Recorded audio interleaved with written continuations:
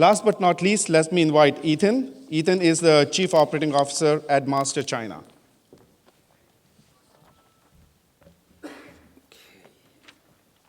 Good morning, guys.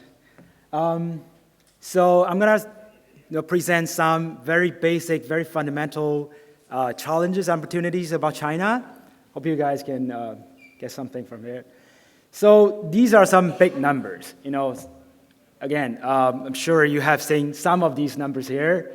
That over 6 million netizens in China, and over 550 of them are logged into internet through mobile, which is only 41% of China's population. It grows like 10 times over the past few years. And surprisingly, I think similar to most of the countries that we spend over 3 hours a day on cell phone. And ad spending, ad impression is about 42% on mobile. And right now, it's by end of last year, it's about 26 billion. Sorry, the number is incorrect here. It's 26 billion total digital advertising spending in China. And, okay. And so what is the challenge? The challenge is that the China data market is isolated and fragmented. Later on, you're going to see a lot of facts here. So I think most of you have seen this chart. This is the ad tech landfill globally. So you see, it's so complicated. It's like hundreds of names on here. But if you take this chart and apply this to China, this is the case. Okay? Only very few of them actually show up in China's landscape. There are still, the big media agencies like Omnicom, like WPP, they're still here. But most of other players in China are local players.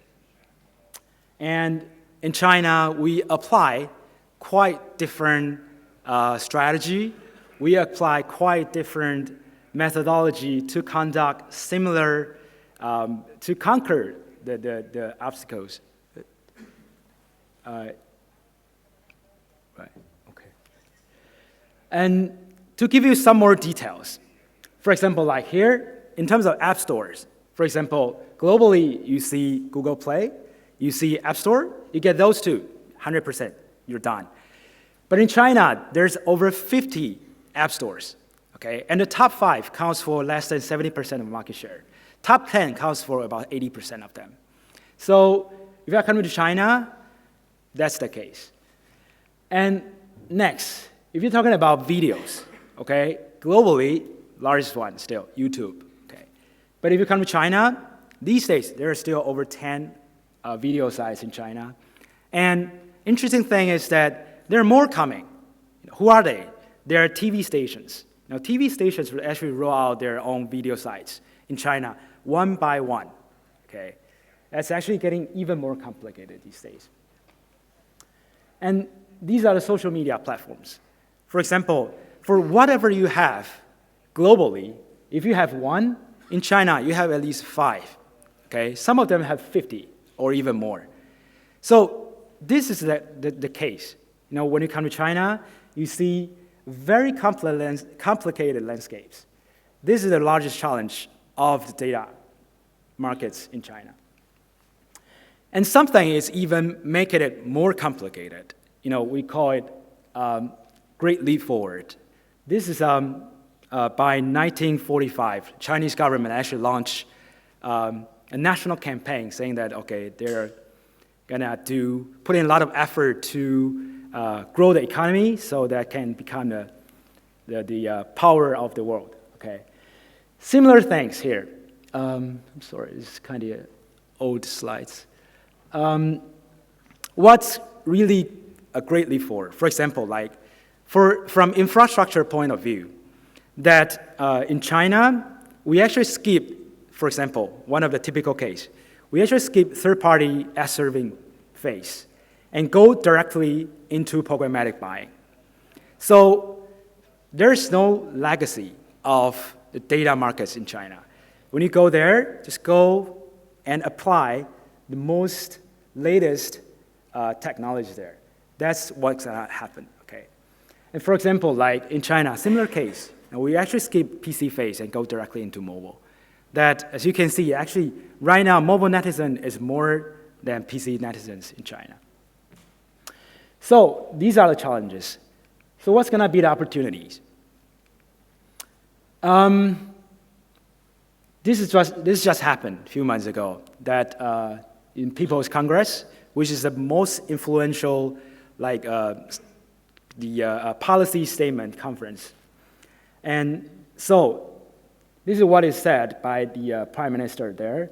The development of Internet Plus Actions Plan, okay, to integrate between modern manufacturing industries with mobile internet, cloud calculation, and big data. Specifically, they say it, okay?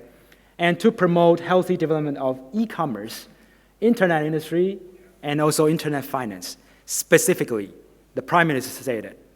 And believe me, when Chinese government say they want to do it, they will make it, okay? They'll put in everything they have to make it happen. And so, there comes some interesting opportunities. The first one is that we call it O2O. It's online to offline or offline to online, doesn't matter. There are quite some interesting startups in China these days. For example, there's one called 回家吃饭, meaning that eat at home. Okay, what do?